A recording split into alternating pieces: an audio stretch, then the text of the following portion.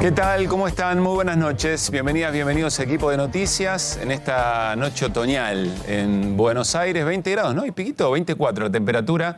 Se vienen, jornadas de un poquito más baja temperatura. Ojalá que en todos los puntos del país estén pasando una linda noche. Bueno, Milei y Caputo enredados. Es un poco la historia de la jornada. Ayer, Hernán Lecher, mientras estábamos conversando aquí en el programa, empezó a pispear que algo estaba pasando, que algo raro estaba pasando en los datos de deflación que había dado el presidente Javier Milei. Deflación quiere decir que los precios bajan, algo bastante pocas veces visto, y que algo raro estaba pasando con esa cuenta de Jumbo Bot que se ha hecho muy pero muy famosa durante la jornada y entiendo que todavía sigue siendo tendencia en redes sociales. Claro, el ministro de Economía y el presidente de la Nación quedaron de alguna manera enredados en todo eso, sobre todo por la importancia que el presidente le da a las redes sociales. Lo ha dicho muchas veces, que el presidente se comunica con sus seguidores a través de las redes sociales y que con eso le alcanza, razón por la cual es probable que no solamente sea unida, sino también envuelta.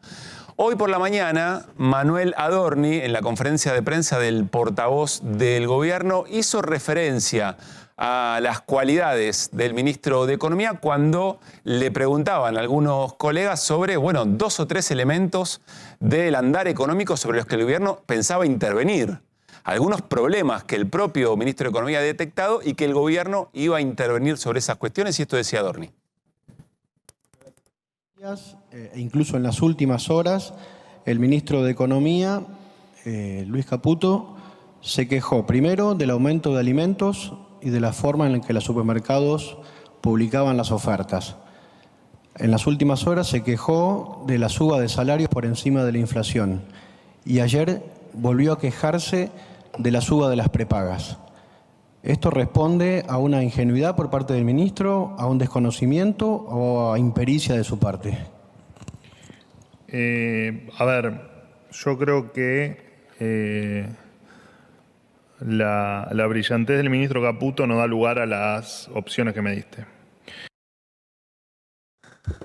Bien, la brillantez del ministro de Economía, Luis Caputo, es lógico que el vocero del gobierno diga efectivamente eso, no va a reconocer nada de lo que el colega le había mencionado. Pero hay una pregunta por hacerse respecto de qué es lo que pasó en esta historia. ¿Cuál es esta historia? Por si todavía hay que refrescarla un poco más.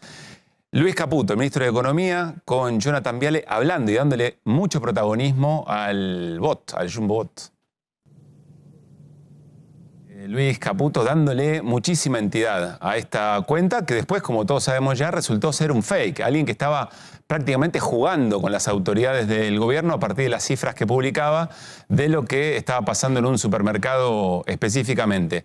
Es el ministro de Economía, ni más ni menos, quien tiene que tener plena conciencia de qué es lo que está pasando con los precios y en virtud de eso elaborar nuevas políticas públicas. Quien le pone el sello a esta situación y termina de legitimar esta instancia es el propio presidente con Alejandro Fantino anoche y de esta forma. Ahí está, vamos con Jumbo, a ver. Al día 8, 4.52.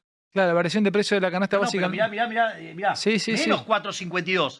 Deflación. Menos 4.52. Sí, la variación de precio en la canasta básica del mes de abril al día 7, menos 5,8. Bueno, pero al 8, menos 4.52. Ahora vayamos al 8 de marzo. ¿Qué es la deflación? No tengo ni idea qué es la deflación. Caída de precios. Caída de precios. Caída de precios. Andino, caída de precios. Esto es en marzo 19, más o menos, sí, por acá. Marzo, 7 días, 5.22. O sea, ¿qué pasamos? De 5.22 a menos 4.52. Se va de... Bien, a continuación el presidente decía que la inflación iba a caer así, como un piano. A mí me remite a otros momentos. Esto también fue dicho durante otro gobierno donde el principal objetivo era efectivamente bajar la inflación. Acá hay un tema aparte del que no se habló tanto hoy, después lo podemos charlar con Hernán, es cuál es la consecuencia de que la inflación caiga de esa manera y por qué razones. Es decir, es solo la inflación la que eventualmente, y esto puede salirle bien al gobierno, puede haber números de la macroeconomía que le funcionen. Una caída de la inflación, como viene ocurriendo, por lo menos un aumento más lento y eventualmente hasta algún punto de crecimiento económico. Pero ¿cuáles son las consecuencias o por qué se llega? ¿De qué manera se llega a eso? Y si la inflación cayendo como un piano arrastra también en la situación social. Pero eso es otro tema que, insisto, hay que abordar, pero no hace a la historia. Acompáñenme a conocer a quiénes sigue, si son tan importantes las redes sociales para el propio gobierno y en algún punto generan insumo para el desarrollo de políticas públicas, vamos a conocer la cuenta de X de Pablo Lavigne, que es el secretario de Comercio. A ver a quiénes sigue, es decir, qué les genera interés en esa cuenta. Vamos a compartirlo aquí. Gran hallazgo de Hernán Lecher. Bueno, efectivamente, aún todavía sigue a Jumbobot. Ya a esta altura habría que haber depurado este asunto. Carrebot, que es el bot de otro supermercado. La propia Secretaría de Comercio, menos mal, otros usuarios y usuarias. Cotobot, otra cuenta también, probablemente verificada esta, o seguramente verificada. La oficina del presidente, por supuesto que vale la pena, y así. Pero claro, hay un común denominador, es decir, los bots que son, uno me imagina algoritmos que se van completando con insumo de góndola de esos establecimientos que acabamos de mencionar y que van tirando algún tipo de hipótesis o por lo menos de recta, de línea sobre cómo van evolucionando efectivamente los precios. A mí me parece que a esta altura de la noche, ya conocida esta historia, que nos abre muchas preguntas. Vuelvo a la pregunta del colega. El colega decía, acá hay impericia, acá hay un despiste. Es una pregunta interesante, es decir, ¿cuáles son los insumos que el gobierno utiliza para el desarrollo, para saber dónde estamos parados? Y eventualmente para llevar adelante, pensar una política pública en respuesta. Uno podría pensar que el ministro de Economía y el presidente nos quieren engañar y nos quieren mostrar cosas que a sabiendas son equivocadas o son fake o no son certeras. La otra pregunta, que no es menos grave, es si efectivamente hay una suerte de desconocimiento, una suerte de no apego a tratar de chequear cuáles son las cosas que responden fidedignamente al momento de los precios en la Argentina. Pero a nuestro criterio, el dato político de esta historia a esta hora tiene que ver con este tuit, con este mensaje. Es el mensaje de Marco Labaña, que es el titular del INDEC, que es el Instituto Nacional de Estadísticas y Censos, que da los números legitimados en términos de Estado para saber dónde estamos parados con los precios. Y miren lo que dice Marco Labaña. La estadística oficial es un bien público irreemplazable. El INDEC Argentina mide los fenómenos económicos y sociales con los que la población puede tomar decisiones basadas en evidencia, más allá de intereses políticos o ideológicos. La población y los gobiernos. Continúa Marco Labaña, insisto, el titular del INDEC, que no es cualquier titular del INDEC, Marco Labaña. Es el titular del INDEC del gobierno anterior, que el gobierno decide preservar y que Marco Labaña decide aceptar el nuevo cargo en el gobierno de Javier Milei. Y déjenme decirles algo. Probablemente si hay algo para rescatar del gobierno de Alberto Fernández, es el saneamiento del INDEC. Es que hayamos recuperado la confianza de que lo que el INDEC dice es, después de todo lo que había pasado en los años anteriores. Desde hace años el Instituto trabaja en pos de lograr la máxima independencia para el cumplimiento del servicio estadístico. La sanción de la nueva ley que solidifique esta independencia lograda y que hoy tiene el organismo será la garantía de que así sea. El INDEC trabaja con metodologías consensuadas internacionalmente, que son públicas, para asegurar la transparencia de sus procedimientos, protegerla, es y debe ser siempre una política de Estado. ¿Qué dice Marco Labaña? Marco Labaña está en una cancha de fútbol parado abierto del otro lado diciendo, acá estoy, pásenme la pelota si tenemos que trabajar con estadísticas para saber cómo están evolucionando los precios. Bueno, todo un acontecimiento, que dice mucho más que la anécdota graciosa de que el gobierno se comió algún tipo de amague respecto de una cuenta falsa que estaba dando datos. Esto abre una preocupación muy grande sobre cómo validar los datos que se promueven en las redes. ¿Cómo sabemos si es un fake o no es un fake? Lucía Gardel está en comunicación vía internet con nosotros, es la subeditora de chequeado.com. Lucía, ¿cómo estás? Soy Pablo Caruso, todo el equipo de noticias aquí en A24 te saludamos. ¿Cómo estás? ¿Nos escuchás bien? Nosotros no te escuchamos. Quizás está silenciada Lucía. Hola. Hola Sí, Lucía, ¿qué ¿cómo tal? estás? Buenas noches, gracias por este ratito.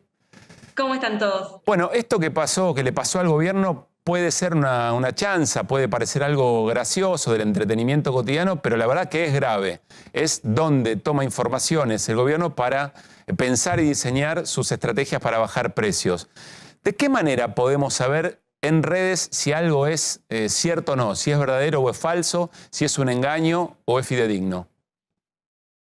Bueno, antes que nada, todos estamos, ¿no?, expuestos en redes sociales a cruzarnos con alguna desinformación, algún contenido falso o engañoso. Y antes que nada, siempre es como lo más importante es apelar al pensamiento crítico, digamos, cuando nos encontramos en redes sociales con algo que nos hace ruido, nos genera sospecha, esto de preguntarnos, bueno, si es una foto, quién tomó la foto original, si es una supuesta frase de un funcionario o una cuenta de Twitter, bueno, ir a buscar información oficial, información original. La desinformación siempre apela a nuestras emociones y juega mucho con nuestros sesgos. Por eso es importante como hacernos estas preguntas, como un checklist, ¿no? Y no compartir ante las dudas, sino que ante la duda no compartir Claro. y preguntar, hacernos estas preguntas. Lucía, La es interesante desinformación, porque de alguna sí. manera lo que nos está diciendo es, antes que nada dudá, antes que nada preguntá. Incluso si lo que estás viendo, viste cómo funcionan las redes, siempre nos alimentan en eso que nosotros creemos y queremos que nos revaliden lo que estamos pensando cuando miramos una información. La recomendación tuya, experta en estos temas, es hay que preguntarse antes si eso hay que dudar de antemano. Siempre, efectivamente, ante la duda, digamos, no compartir y dudar y hacernos estas preguntas. Y digamos que la desinformación o las noticias falsas o los contenidos falsos o engañosos que podemos encontrarnos en redes pueden circular en distintos formatos. Claro. No puede ser solamente una noticia, sino que también pueden ser audios de WhatsApp, pueden ser imágenes descontextualizadas, imágenes editadas digitalmente con un Photoshop, o pueden ser hechas con inteligencia artificial ahora con el avance de esta tecnología. También en muchos casos ocurre que se viralizan, no sé, supuestos tweets de funcionarios, de políticos o supuestas placas de medios de comunicación, ¿no? Muchas veces vemos que ponen la imagen de un funcionario, de una persona relevante para el discurso, con una supuesta frase y el logo de un medio de comunicación. Claro. En muchos casos estas placas son falsas, podemos también ir a las cuentas, a las redes sociales de los medios y verificar si efectivamente publicaron esa placa en sus redes sociales, o ir a las cuentas, a las redes sociales de la persona involucrada, a ver si dijo algo al respecto, o también buscar el textual en Google, a ver si esa persona dijo eso. Digamos, siempre ir a buscar la información oficial, la información original. Nosotros en Chequeado tenemos muchos contenidos publicados con consejos para verificar las imágenes, imágenes falsas, se puede hacer con búsqueda inversa de imágenes. Hay distintas herramientas y técnicas que no voy a andar para no ser tan técnica, Sí. pero que la pueden, digamos, visitar en chequeado.com. Tenemos varias notas que explican cómo verificar imágenes, cómo verificar audios y, digamos, estos consejos para estar atentos. Ahí, Lucía, acabamos de compartir el número del bot de chequeado para que efectivamente se pueda hacer casi automáticamente algún chequeo en este sentido. ¿Cómo funciona? Sí, nosotros en Chequeado, digamos, es muy importante que las personas que nos están escuchando sepan que pueden participar de nuestra comunidad, no solamente compartiendo en sus redes sociales las verificaciones que nosotros hacemos, sino que también si se encuentran en redes sociales con algún contenido falso, engañoso, sospechoso, que les resulte sospechoso, lo pueden mandar al chatbot de Chequeado, que es chequeado.com/WhatsApp, o Sí. está el número en pantalla. Y nosotros vamos a intentar verificarlo, nos va a llegar a la redacción, lo vamos a analizar y si podemos verificarlo vamos a publicar una verificación en nuestras redes sociales, en nuestro sitio web que es chequeado.com y lo van a poder ver ahí. Claro, la propia existencia de chequeado habla de los riesgos que implica desde el surgimiento de Internet y la viralización de un montón de contenidos, los riesgos que supone tomar algunas cosas por ciertas. Usted trabaja mucho con estadísticas de gobierno o con definiciones, a veces siguiendo debates o siguiendo distintas discusiones. ¿Qué riesgos tenemos todos y todas cuando son los propios gobiernos los que utilizan informaciones que no son ciertas? Bueno, en muchos casos, o sea, por eso nosotros en Chequeado siempre invitamos a verificar la información, porque puede ser parte de los gobiernos, puede ser en redes sociales, pueden ser organismos, digamos, siempre estamos todos expuestos a verificar, digamos, a encontrarnos con desinformaciones en redes sociales. Por eso es importante que apliquemos un poco los consejos que les daba recién, ¿no? Siempre ir a verificar la fuente oficial. Cuando es en el caso de la fuente oficial, también podemos verificar con fuentes alternativas, buscar en redes sociales, búsqueda inversa, Claro, apelar un poco acá también a es la capacidad distinto, crítica. Lucía, porque acá no es chequear si una información es efectivamente oficial, sino que el propio gobierno legitimó un dato que no era cierto. Es distinto el caso. Claro, efectivamente. Por eso también aplicaba esto de aplicar, ir a buscar las fuentes alternativas. Claro. Digamos, en el caso de una cuenta de Twitter, bueno, hacer un poco de investigación en ese caso de la cuenta, digamos, es muchas veces, por ejemplo, los sitios web oficiales, un supermercado, una empresa, una organización, publican en sus sitios web los sitios oficiales, las redes oficiales. Entonces, tiene que ver con ir a verificar digamos, si efectivamente esta cuenta es de este supermercado o de este organismo o de esta empresa. Ir más allá de la fuente oficial en términos de gobierno, ¿no? Sino ir a buscar las fuentes oficiales de que están involucrados en la desinformación. Bien. Melody Grimolisi, bienvenida a Equipo de Noticias. Hernán Lecher, buenas noches. ¿Tenés pregunta? ¿Qué tal, Pablo? ¿Qué tal, Lucía? Quería preguntarte, vos escribiste una muy buena nota hace aproximadamente un mes en relación justamente al comportamiento que tenía Milei en sus redes. ¿Cuáles son las principales conclusiones? Uno sabe que está mucho tiempo en las redes, pero digo, ¿cuáles son las principales conclusiones? ¿Cómo lo ves vos? Bueno, efectivamente, nosotros en febrero hicimos una investigación acerca de cuáles son las cuentas favoritas del presidente Milei en X, antes Twitter. En ese momento empezamos a ver que se estaba mucho hablando de este tema del cambio de la comunicación política del presidente Javier Milei, o de la presidencia en este caso, que tuiteaba mucho, que se estaba hablando mucho de ese tema, y nosotros en Chequeado lo que hicimos fue aportar datos a lo que se estaba hablando en ese momento en el debate público. Entonces fuimos a investigar quiénes eran las cuentas favoritas del presidente, quiénes eran las cuentas más retuiteadas y likeadas por el presidente. Hicimos un análisis a lo largo de una semana en febrero. Analizamos 10 cuentas, las 10 cuentas más retuiteadas y likeadas por Milei. Descubrimos algunas cositas muy curiosas. Por ejemplo, el presidente pasa entre 2 y 4 horas diarias likeando publicaciones en X. De las 10 cuentas que analizamos, 4 nada más comunicaban su identidad real, una era mujer, 2 eran medios de comunicación, y en la mayoría de los casos las cuentas están verificadas en Twitter. Por si la gente no lo sabe, o recordamos que hoy en día la verificación en Twitter es a través, es paga, digamos. Claro. Antes se tenían que cumplir una serie de requisitos, y hoy en día a eso se suma un pago. Perdón, Y esto para nosotros una es un cuestión ahí, problema. Lucía, una cuestión importante. Sí. O sea, para verificar tenés que seguir cumpliendo esos requisitos además de pagar. No es que quien paga ya queda verificada. No, ¿Y qué solamente implica que por esté eso verificada? Se le suma un pago, pero digamos que la empresa Twitter publica una serie de beneficios de esta verificación, y entre esos beneficios se encuentra que las respuestas de estas personas que pagan tienen prioridad en las respuestas, en los contenidos. Para nosotros eso es preocupante, porque en el caso de que una cuenta que tenga la verificación paga difunda desinformación, esto podría llegar a tener más viralidad, Claro. lo que digamos, implica un daño cuando se trata de un contenido desinformante. Claro.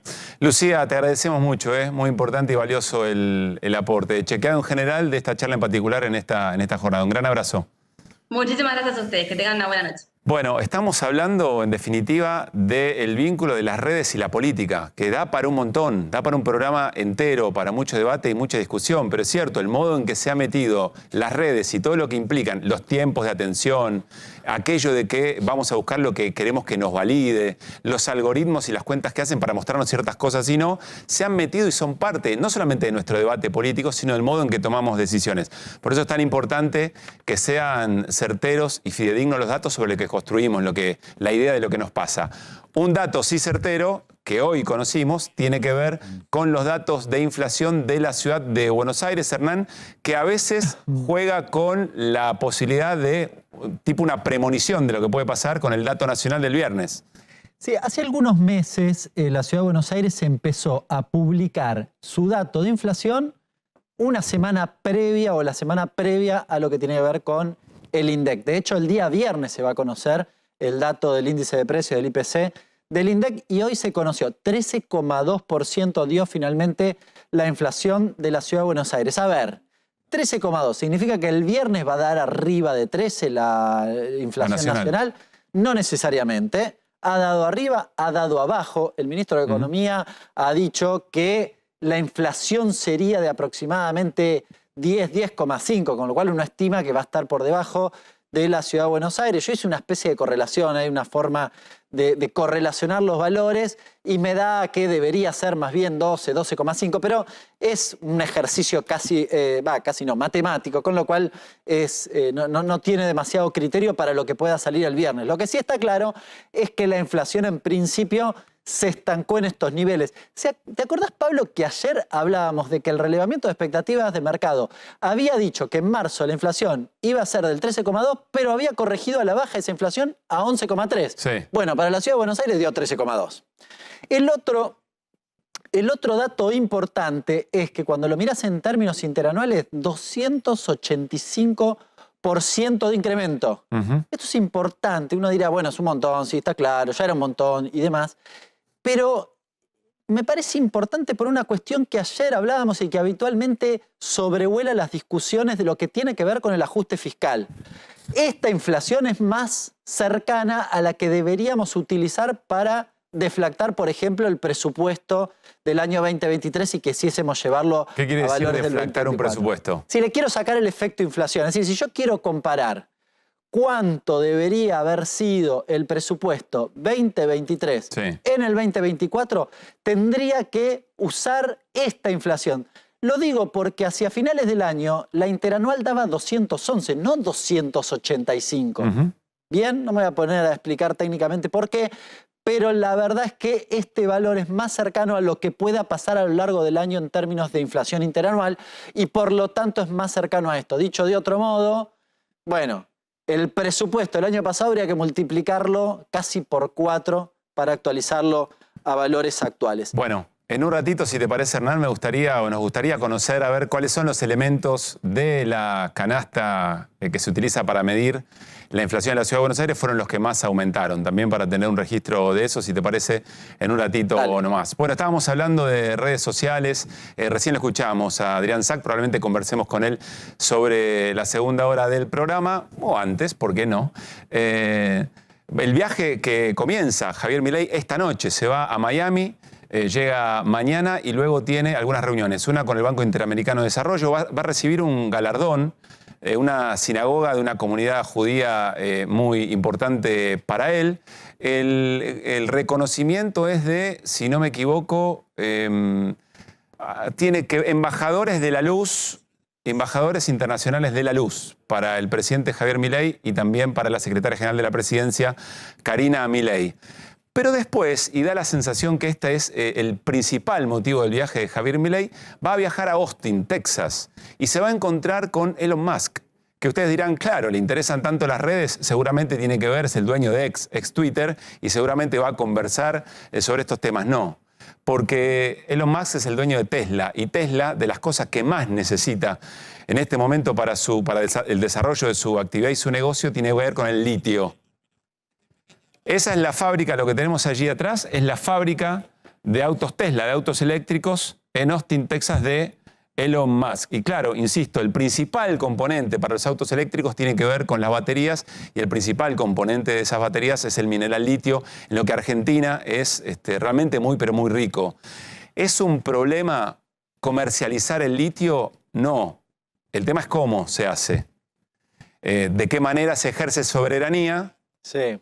¿Cómo se ejerce soberanía sobre un recurso natural o un bien natural tan importante que conservan la Argentina, Chile y Bolivia, si no me equivoco, el 80% de la reserva del mundo, Hernán? Sí, ¿sabés, Pablo? Sí, se llama de hecho Triángulo del Litio, esa región que tiene básicamente los principales salares a nivel global. Además, lo que tiene, la característica que tiene el salar es que para sacar el litio es bastante más económico que, por ejemplo, como hace Australia, que estalla una piedra y ahí saca el litio de ahí, con lo cual eso es mucho más caro. Por eso es tan atractivo este triángulo de litio y habrás visto que muchos la Richardson de Estados Unidos o Elon Musk, que están preocupados o interesados, diría más bien, claro, en esta región. La discusión, te diría además, en relación a la extracción de litio y demás, tiene que ver con qué vas a hacer en la Argentina. Es decir, ¿lo vas a extraer y lo exportás y ya? ¿O vas a hacer algún proceso de lo que tiene que ver con acercarse a la batería? No te digo la batería del auto de Tesla, pero mínimamente parte del proceso industrial. De hecho, el litio se procesa en carbonato de litio, luego se procesa lo que se llama material activo, luego se hacen las celdas y finalmente la batería. Bueno, ¿vas a hacer algo acá en la Argentina de eso o vas a agarrar el litio y lo vas a exportar? Claro.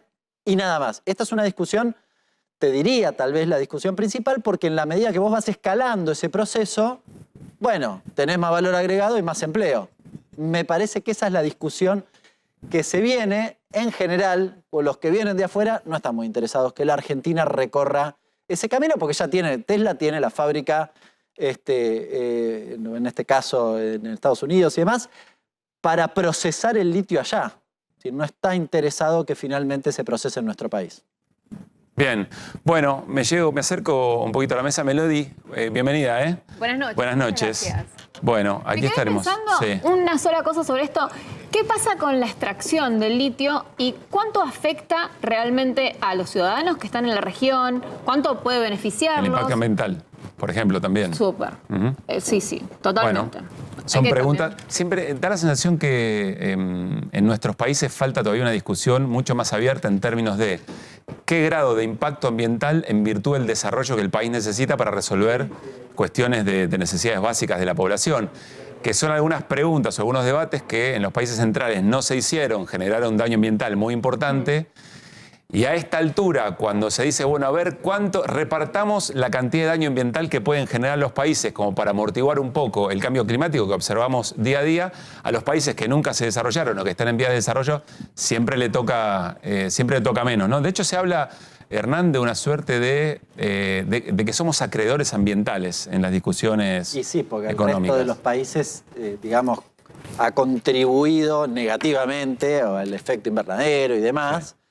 Mucho más que la Argentina. La Argentina claramente está muy relegada en ese camino. En lo que tiene que ver con el litio, en general, el litio se considera una minería mucho más limpia que otras, por esto que mencionaba, porque de hecho se evapora, digamos, el agua y básicamente de allí se extrae el litio. La discusión es qué pasa con el agua y hay algunos cuestionamientos respecto de la celeridad de la extracción de litio que puede significar que vos vacíes.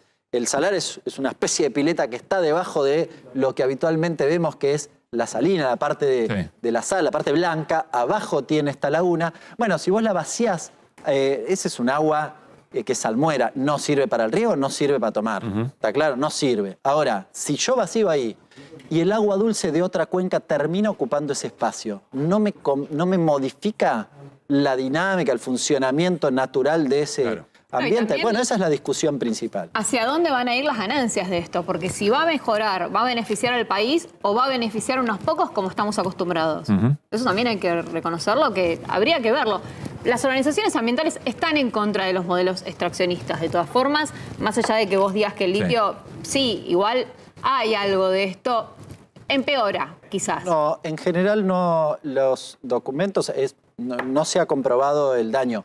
Lo que sí se plantea, y de hecho es una de las causas que ha suspendido en Catamarca la explotación, es que básicamente no se hace lo que se llama línea de base. Es decir, yo me tengo que fijar al inicio cómo estoy. Pues si no, no puedo después ver cuál es el efecto. Claro. Y en muchos casos no se ha hecho, históricamente no se ha hecho. En todo caso, la discusión que plantea Melody es absolutamente legítima, valedera y hasta necesaria, porque tiene que haber también tranquilidad de las sociedades de que se está haciendo algo, un nivel de desarrollo en virtud de qué impacto ambiental. Y otra cosa muy importante, seguramente lo vamos a seguir conversando, probablemente después de la visita de Milei a Elon Musk, que comienza esta noche, saber en qué condiciones o qué garantías se le da a las empresas para poder venir a hacer esa inversión, pero con qué retribución, incluso en el giro de divisas, ¿no? Que siempre es importante.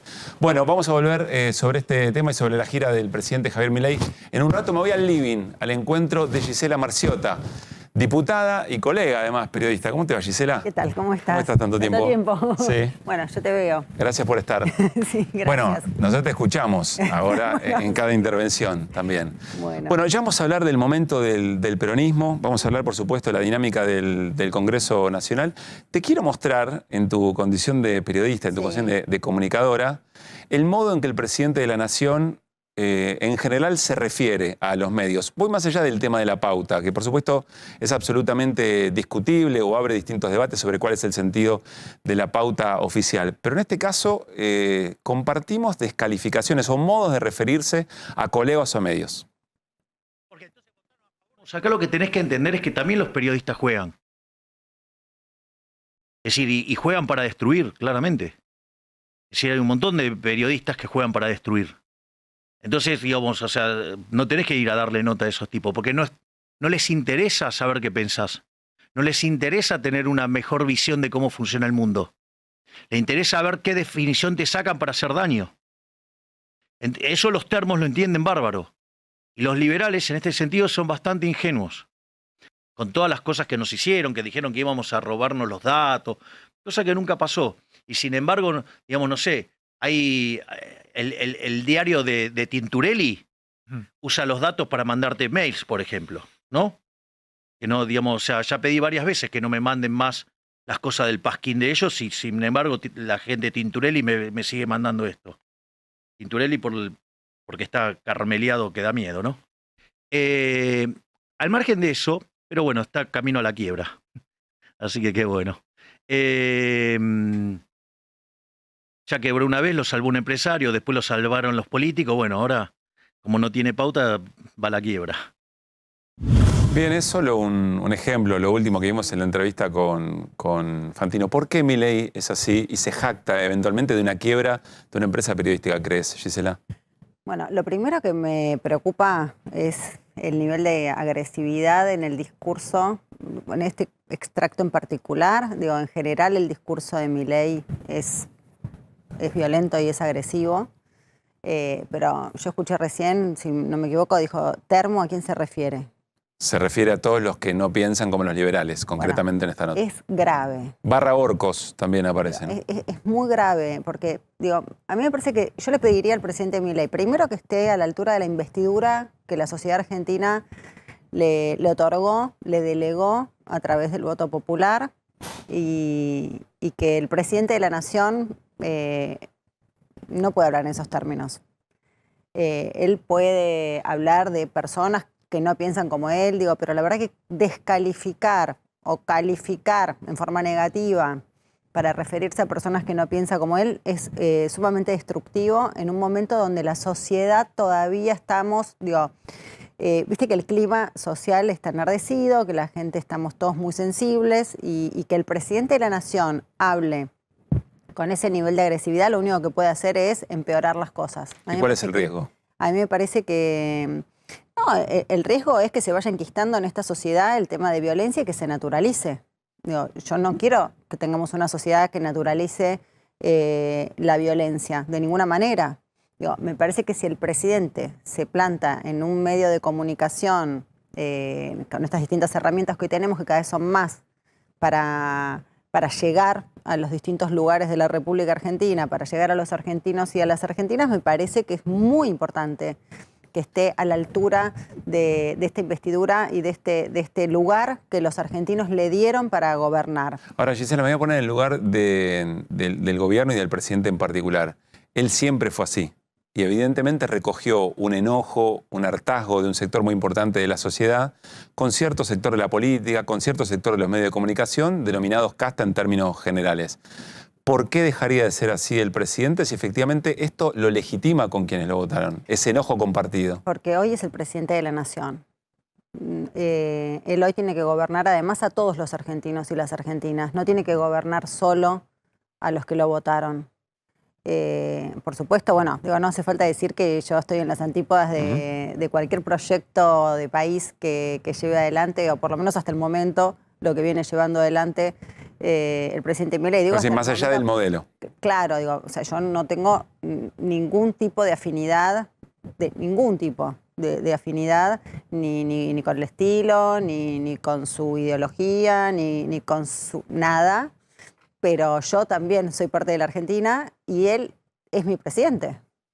O sea, yo no lo voté, claramente no lo voté, pero es mi presidente y él tiene que gobernar a todos los argentinos y las argentinas. Y a mí eso me parece que hoy, por lo menos, digo, no lo siento a la altura de esa circunstancia. Digo, está todavía en el discurso de barricada que puede tener en una campaña electoral justamente para interpelar a ese sector de la sociedad que estaba tan enojado con dos proyectos que fracasaron. Digo, con el proyecto del macrismo en su momento y con el proyecto de Alberto Fernández después. Entonces, bueno, tenés esa sociedad frustrada por dos propuestas que fracasaron, enojada, muy enojada y con mucha razón de estar enojada. Entonces él interpela desde un lugar muy violento y enojado, porque imagínate, lo estamos viendo ahora, sin volumen, y está enojado. Vos decís hacerle una lectura a su gestualidad. No me voy a poner, yo no soy, digo, especialista en eso, pero tampoco hay que saber tanto. Digo, uno es periodista y cuando estás entrevistando, viste que miras un montón, la gestualidad, el rostro. Sí, también cualquier persona reconoce que el otro está cómodo, no cómodo. Y está enojado, está enojado.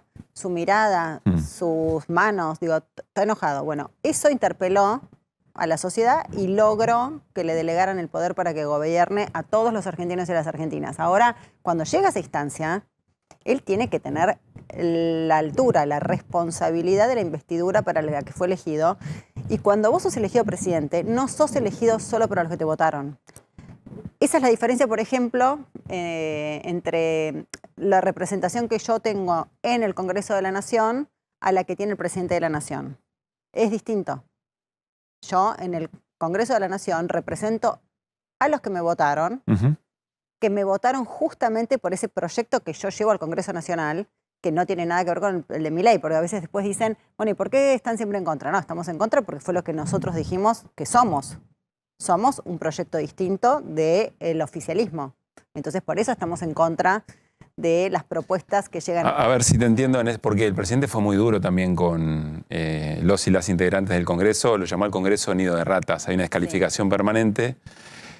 Vos lo que decís es, interpreto bien, que esa descalificación sobre ustedes es una descalificación de la representación que ustedes tienen también de un sector de la sociedad. Cuando él está descalificando a los diputados y a las diputadas, está descalificando al ciudadano, ciudadana que votó a esos diputados.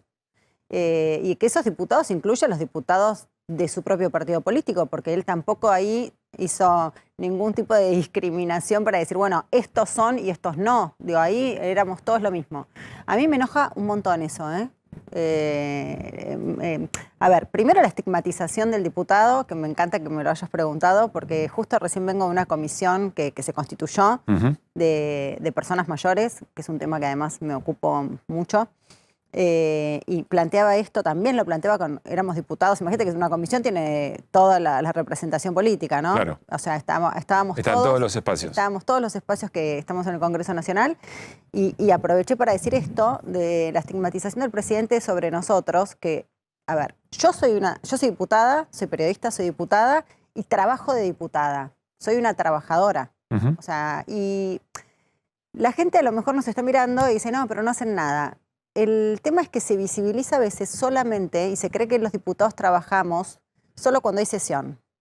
Los diputados no trabajamos solo cuando hay sesión. Eso es lo que te muestran en la tele. Muestran en la tele cuando hay sesión. ¿Por qué? Porque el foco está puesto en, lamentablemente, últimamente, y esto también viene de nuestro gobierno, del gobierno anterior, en tener solamente sesiones especiales y no como cuando yo era periodista joven y en la prehistoria con otros presidentes, había sesiones, es lo que se llama sobre tablas, que es todos los miércoles. Entonces el Congreso sesionaba todos los miércoles, martes y jueves, siempre había comisiones, pero siempre la sesión es lo que se lleva como el foco de los medios de comunicación y no se muestra que yo como diputada, yo trabajo los 7 días de la semana. ¿Por qué? Porque trabajo escuchando a distintos colectivos de representaciones que tienen determinados problemas. A partir de esa escucha o de esa visita a determinados lugares o de estar en el lugar de los hechos acompañando a las personas, de ahí salen proyectos de ley. A partir de ese contacto y de esa escucha, de ese intercambio que se da, es cuando sale, bueno, ¿cuál es la necesidad? A partir de esta necesidad que vos tenés, bueno, yo puedo trabajar este proyecto. Ese proyecto, que yo no soy una especialista, los diputados no somos especialistas en todos los temas, entonces ahí tenés que trabajar ¿con qué? Con los asesores. Te tienen que explicar de qué manera, cuáles son las herramientas que podés usar para hacer un proyecto de ley que pueda contener esa determinada situación. Se trabaja todo el tiempo, se trabaja en comisión, se trabaja en asambleas, se trabaja en audiencias públicas, se trabaja con los asesores propios y con otros que consultás y que no siempre pensamos todos iguales. Está buenísimo consultar asesores. Ahora, no es cierto, Gisela, que todo esto no se ve o no se transmite de la manera en que debería ser transmitido. Hay muchos trabajos invisibles que este señor presidente de la Nación, de todos los argentinos y de las argentinas, estigmatiza, como por ejemplo, y aprovecho que hablábamos del periodismo, trabajos que son invisibilizados como el de la agencia de noticias, TELAM. Yo trabajé en TELAM 8 años. Entonces soy muy subjetiva a veces porque tengo mucho amor por ese lugar que a mí me enseñó un montón de periodismo. Siempre digo que todos los periodistas tienen que pasar por TELAM un par de años para aprender lo que es de verdad ese trabajo tan invisible y tan chiquito que sostiene tantos medios de comunicación que también lo invisibilizan, y ahí hago responsables, porque cuando yo estaba en TELAM me quejaba un montón porque usaban todos nuestros materiales y nunca dicen que es de la agencia Y no TELAM. se citaban. Y no citan a TELAM. Claro. Entonces, quizás el que nos está viendo dice, ¿pero qué hace TELAM? No hace nada. Los informativos, los noticieros, muchísimos diarios nacionales muy conocidos, de grande nombre. Que a veces aparece abajo, ¿no? Fuente TELAM, pero muy chiquito y a veces y ya ni se llega al final de la nota. Ahora, Gisela, en ese sentido, ¿cuántas cosas crees que deberían haber sido más eficientes, repensadas, reformuladas durante los gobiernos anteriores como para que no le queden tantas pelotas picando a un gobierno de estas características? De una manera un poquito más rebuscada, te estoy pidiendo qué autocrítica se hace de la gestión como para llegar acá. Una de las primeras creo que ha salido a reconocer que, y lo dije en algunas oportunidades, en algunas entrevistas, que no ganó Milei, perdimos nosotros. Y perdimos nosotros porque éramos el gobierno nacional, que cuando vos sos el gobierno vos le tenés que resolver los problemas a la gente. Si vos no le resolves los problemas a la gente, no te vuelven a elegir. Eso es re simple. ¿Vos estás del lado de quienes dicen faltó nafta o de los que dicen hicimos demasiado visibles las internas? Quizás pasó un poco de todo. Yo nunca creo que hay una sola causa para un fracaso de un gobierno. Me parece que tiene que ser, es multicausal el fracaso de 4 años de gestión. No puede haber un solo motivo. Creo que, bueno, no se resolvió, no se cumplió el contrato electoral. Se podrían también tratar de justificar. Yo a veces escucho exfuncionarios del gobierno que tratan como de justificar o incluso de defender lo que para mí es indefendible, porque para mí la soberanía del pueblo es todo. Si el pueblo no te elige, yo al pueblo lo escucho. O sea, si no nos eligieron, no, eso del pueblo, para mí no hay un error. Vos no tenés plata en el bolsillo, no llegás a fin de mes, no me resolvieron los problemas, no te voto. Es así. Es muy simple. Ahora, subestimar la pandemia, subestimar la sequía más importante de la historia, no se una guerra que te encareció la energía, me imagino que eso... Y yo te estoy mirando por la tele y te digo, ¿y sabes qué? Y yo no llego a fin de mes. Y todo eso es toda esa explicación que está bien y que es lógica, termina quedando lejos de la realidad. O sea, como que no importa. Yo te estoy mirando y digo, me suena justificación. Vos querés justificar que a mí no me resolviste que yo no llegaba a fin de mes. Que hoy tampoco están llegando. Pero todavía hay una esperanza depositada que ahí yo no coincido, ¿no? Con las personas que votaron a Milei. O quizá la idea más fuerte es que no había otra, que fue tan grande la fiesta que ahora hay que pagar el saldo y no hay otra alternativa. Bueno, lo de la fiesta también es parte de esto de estigmatizar a la política, de estigmatizar el rol que tiene el Estado, de estigmatizar a los políticos y generalizar. ¿Hay políticos corruptos? Sí. ¿Hay periodistas corruptos? Sí, también. Ahora, ¿todos los periodistas son corruptos? ¿Todos los políticos son corruptos? O sea, no me gusta caer, porque esos son títulos grandilocuentes que en campaña le sirven, en este caso, al presidente de la Nación hoy, para haber ganado esa elección. Y a nosotros, lo que me parece que nos faltó en ese caso, igual yo creo que era imposible ganar la elección porque la sociedad estaba como te decía antes, frustrada por 2 fracasos de 2 gobiernos distintos. Cuando pierde Macri y nos eligen a nosotros, porque, a ver, si vos estás bien, volvés a elegir al presidente de nuevo. Imagínate que nosotros estábamos en una situación de una gestión que era muy difícil, de que pudiera interpelar a la sociedad y nos volviera a elegir, que ni siquiera el candidato pudo ser quien era el presidente. O sea, porque Alberto Fernández no fue candidato porque la gente no lo iba a votar, no porque no tenía posibilidad de reelección. O sea, si recién estaba por su primer mandato. Lo más lógico es que un presidente vuelva a ser candidato. Si es decir, ¿cómo haces para ganar una elección si el propio presidente está fuera de cancha? Es imposible. Digo, y eso, no hay que ser un gran analista político para darse cuenta. Ahora, ¿tenemos que seguir revolviendo eso? No, yo creo que ahora tenemos que ir para adelante. Tenemos que, en principio, acompañar y contener lo máximo que se pueda desde mi rol como diputada nacional con las herramientas que me da el Congreso de la Nación, que es hacer leyes, o por lo menos, ojalá leyes. Porque pero Gisela, vos le preguntás a un dirigente gremial sobre los que también hay mucha presión, ¿por qué no se hace un paro? ¿Por qué no hay una movilización sobre este tema? Y los dirigentes gremiales dicen, no, pero ¿por qué nos piden a nosotros la respuesta sobre un problema que generó la política? ¿Dónde está la dirigencia política? Vas a la dirigencia política y te dicen, no, es que todavía estamos en plena derrota, asumiendo y asimilando la derrota electoral. ¿Cuál es el rol hoy de la dirigencia opositora a tu criterio? Lo primero que tenemos que hacer es, primero cada uno ser responsable del lugar que ocupa y desde ese lugar dar lo mejor asumiendo ese lugar que se está ocupando. Desde el sindicalismo, el rol de la defensa explícita de los trabajadores organizados, desde el Congreso Nacional, la contención a través de las herramientas que pueden ser distintos proyectos de ley que estoy presentando para contener las heridas que está provocando el gobierno de Milei.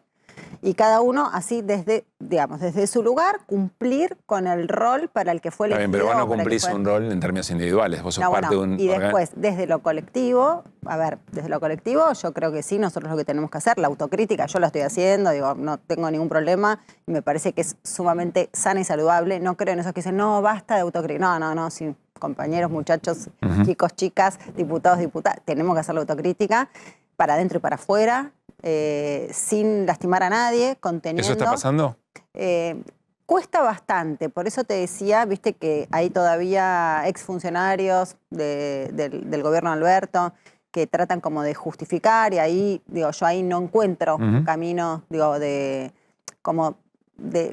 renovación, de recambio, que yo creo que es muy necesario, que el peronismo necesita de ese recambio de dirigentes, de ese recambio de no tenerle miedo a la autocrítica hacia afuera y hacia adentro. Yo creo que además la sociedad, no es que le vamos a resolver los problemas a la gente ahora diciendo, bueno, estuvimos mal, pero que sepan que sabemos. Hola, tomamos nota, tomamos nota del resultado electoral. ¿Y cómo se reconstruyen los liderazgos? Porque da la sensación que lo que está faltando en este momento es... Eso creo que no es algo teórico. Yo creo que no es algo teórico. La reconstrucción de liderazgos, ojalá yo teóricamente te pudiera decir...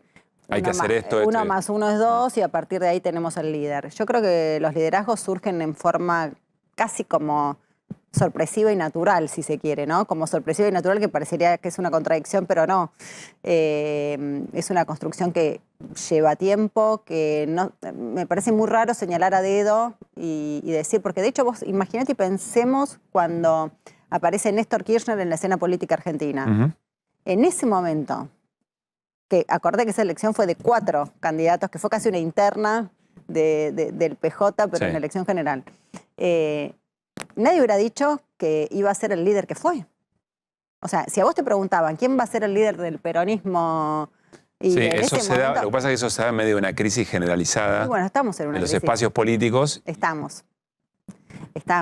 El macrismo, no me interesa a mí hablar mucho de otros espacios políticos, porque si no siento que me pongo a hacer como el análisis más periodístico de la situación, pero en realidad hoy hay una crisis de los espacios políticos en términos generales. De hecho, aparece por la crisis de estos espacios políticos que son coaliciones, ¿no? El Frente de Todos, Unión por la Patria, Cambiemos, Juntos por el Cambio, no importa cómo nos llamemos, pero ahí está, el macrismo y el peronismo.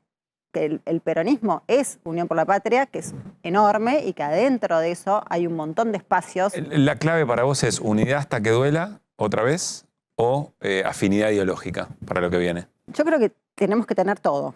Digo, que a partir de la reconstrucción... Son contradictorios, ¿no? No, porque yo creo que ahí se puede reconstruir esa afinidad ideológica, se puede reconstruir respetando identidades. Hay un objetivo en común, ideológico. Hay como, yo diría, como columnas vertebrales que son centrales, digo, que donde tenemos definiciones que pensamos de la educación, de la salud, del Estado, bueno, tenemos esas columnas vertebrales. Después hay identidades y hay que respetar esas identidades, que es para mí lo más enriquecedor que tenía nuestro espacio, justamente la diversidad de identidades dentro de ese Pero espacio. alguna identidad conduce siempre. Sí, eso a mí me parece que naturalmente es Cristina. Digo, no hay otra persona hoy que pueda sintetizar esas identidades dentro del espacio. ¿Pero crees que está activa Cristina en ese rol de sintetizar, en ese rol de Cristina sintetiza y va a ser así. Cristina, digo, es la persona más importante del 83 a esta parte de estos años de la democracia. Digo, la presidenta que tuvo esos 2 mandatos, bueno, o por lo menos lo digo desde una afinidad también ideológica, también tuvimos a Carlos Menem, que también es peronista y era parte del peronismo, porque a mí no me gusta caer en esto de... Pero son dos miradas... Pero es que el peronismo es eso, ¿eh? Y yo digo, a mí cuando hablamos del peronismo, me gusta hacerme cargo de todo el peronismo, y no del peronismo con el que me siento más cómoda. Obvio, me siento más cómoda. Pero espera, ese Menem es reivindicado por Milei, de la misma manera que lo estás reivindicando vos. Yo no lo estoy reivindicando. Me hago cargo... Vos decís que es parte del peronismo. Me hago cargo, no lo reivindico. Digo que yo me siento cómoda con otro peronismo que está dentro del peronismo, que es todo el peronismo. Pero decís, hagamos cargo que eso también está. Y sí, por supuesto, claro que hay que hacerse cargo. A mí me parece que si no nos hacemos cargo de todo el peronismo, no vamos a reconstruir ese peronismo que la Argentina está necesitando. Yo estoy convencida que hay una necesidad de peronismo, pero de un peronismo, no quiero decir la palabra renovación porque ya era la palabra de Cafiero. Pero decís que estamos en un momento parecido. Yo creo que se necesita una reconstrucción del peronismo, y cuando hablamos de reconstruir el peronismo no es solo reconstruir este momento, tenemos que reconstruirnos. Y eso incluye a todo el peronismo, incluye a Menem también, a Carlos Menem dentro de ese peronismo. Somos todo. No somos una parte. Hay una parte de ese peronismo que a mí me hace sentir más cómoda y que tengo afinidad, por supuesto. Digo, pero para eso también después, dentro del peronismo, hay distintos espacios de disputa, de internas, de elecciones. Creo en las elecciones, creo que es necesaria la elección de autoridades del PJ Nacional, que los afiliados y afiliadas del PJ puedan elegir a sus autoridades, y que dentro de ese recambio a mí me parece que sería importante que se dé un paso al costado. Bueno, por supuesto, ni que hablar Alberto Fernández, pero también quienes fueron funcionarios de ese gobierno, a mí me parece que estaría muy bueno que no fueran parte de ese recambio, porque no sería recambio. Que los que ya estuvieron siendo funcionarios o con lugares de dirección den un paso al costado, además de Alberto Fernández. Claro, que no sean, porque yo no sentiría que eso es parte del recambio. ¿Quiénes, por ejemplo? Bueno, todos sabemos quiénes fueron funcionarios. Digo, no quiero hacer algo personal porque no es personal. Lo que estoy diciendo, si yo doy nombres propios, estoy entrando en un terreno de... pareciera que es personal, y no tiene que ver con lo personal, tiene que ver justamente con lo colectivo. Tiene que ver con esta construcción que decíamos que es y debe ser colectiva, incluyendo todas esas identidades, que hay que lograr esa síntesis. Creo que una elección del PJ y de ese recambio podría ordenar. Melody. De la reorganización del peronismo. Si yo te digo, viajá hacia el futuro, ¿qué fórmula imaginás? ¿Fórmula? No puedo pensar en eso ahora. ¿Fórmula para cuándo? Para las próximas elecciones. ¿Para el año, para el 27? Sí. ¿Para presidente? Sí. No me puedo imaginar nada, porque mira, vivimos en un nivel de intensidad y de vértigo tan alto que me parece, no sé, me parece muy lejano y que hasta sería como irresponsable que yo hoy, en un escenario tan incierto, sobre todo para nosotros del peronismo, ¿no?, donde estamos hablando de la necesidad de reconstrucción, que yo hoy pudiera anticiparme de esa manera, me encantaría. poder tener como algo mucho más definido, porque además yo creo que también para la sociedad, para los argentinos sería muy bueno poder dar ese tipo de respuestas, pero que hoy también tenemos que decir que no tenemos esa respuesta, porque sería, a ver, no solo apresurado, no estaría siendo lo suficientemente responsable porque no está ese escenario planteado. Bien. Gisela, gracias por haber venido. No, gracias a ustedes, muchas gracias. Que esté muy bien. Vamos a tomar contacto con Diego Nicolás. Nuevamente estamos muy atentos respecto a lo que pueda pasar con el transporte. Es cierto que hay una tregua, una situación de tregua en el reclamo de trabajadores a las cámaras, a las empresas para las paritarias, pero las cámaras también tenían un reclamo respecto del gobierno. Diego Nicolás, ¿cómo anda? Buenas noches. ¿Cómo estás, Pablo? Buenas noches. Y el panorama no es muy alentador de cara al diálogo de mañana en el Ministerio de Trabajo entre las cámaras y la UTA. ¿Por qué?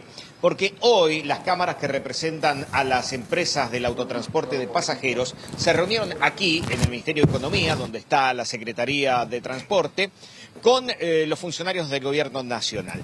Las cámaras en algún momento pensaron que quizás el Gobierno Nacional podría llegar a avanzar con el diálogo para facilitar algunos fondos que le permita a las empresas abonar esos $250.000, o mejor dicho, 250.000 pesos por chofer. Sería un montón, Diego, ¿no? Ojalá, dice la cámara. No, claro, sería mucho si fueran dólares, obviamente, serían 250. El tema es así, en enero y en febrero se pagaron 250.000 pesos a cada uno de los choferes. Lo mismo tenía que pasar en marzo, pero los fondos no estaban habilitados. Bueno, a partir de ahí las empresas le pidieron más dinero al gobierno. El gobierno hasta ahora dice que no se puede enviar, que habría que revisar algunos términos. Bueno, en definitiva, hoy las empresas se fueron prácticamente con las manos vacías y llegarán mañana con pocos elementos a reunirse en el Ministerio de Trabajo con la UTA. A ver, es importante esto que dice Diego, las cámaras le estaban pidiendo un mejor cálculo de los subsidios al gobierno y por lo que cuenta, en la reunión de hoy no hubo acuerdo en ese sentido. Con lo cual, Diego, todo pasa a la reunión que mañana tenga el sindicato, la UTA, con la Secretaría de Trabajo. Ahí va a estar puesto el foco, digamos, para saber si hay paro o no hay paro el jueves.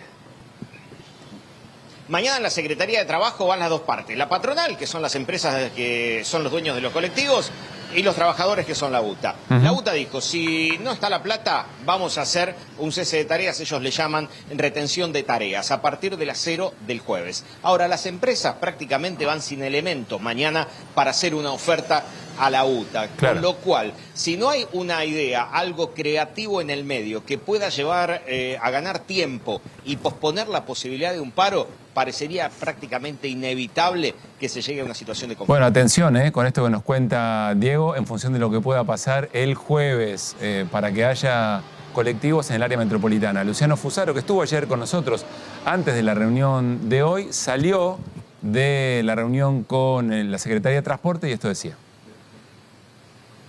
Hicimos un repaso de la situación del sector, hablamos de números, hay un reconocimiento del enorme esfuerzo que estamos haciendo todos, porque al final los colectivos están circulando a pesar del enorme inconveniente que tenemos.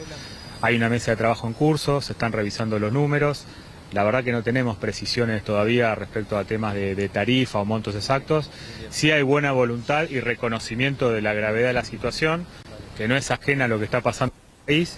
Y bueno, y en ese marco nosotros obviamente vamos a continuar la negociación que estamos llevando con el gremio. No vamos a adelantar nada por una cuestión de respeto a la otra parte que no está presente acá en el ámbito de negociación en la Secretaría de Trabajo. No se puede trasladar todo a tarifa en lo inmediato porque la gente obviamente tiene una situación social delicada. Nosotros hemos planteado que no necesitamos subsidios, si es por nosotros, digamos, el transporte podría funcionar con tarifa, pero bueno, todo tiene restricciones, la gente tiene restricciones, el Estado tiene restricciones, entonces eso hace que todos tengamos que tener el doble de paciencia y de creatividad para ver de qué manera resolvemos esto en el tiempo. Trato de leer entre líneas, Diego, me da la sensación que hay una negociación un poquito más avanzada de lo que se dice entre las cámaras y los trabajadores. Pero bueno, esperemos mañana a ver qué pasa en trabajo, ¿no? Sí, fundamentalmente esa negociación podría ser o se les da una parte, no los 250.000 pesos, sino una parte a los choferes, y la otra sería la posibilidad de llevar los plazos más adelante, tratar de ganar tiempo, quizás una semana más, y evitar el paro del día jueves o el cese, la retención de tareas del día jueves. Por ahí podría llegar a venir esa luz de esperanza que habría, pero para que esto se logre, será necesario buena voluntad de las dos partes. Bien, Diego, sigamos hablando un poco de la actividad de la Rosada y sindicatos. ¿Qué reunión va a haber mañana? Una reunión que se conoció en las últimas horas.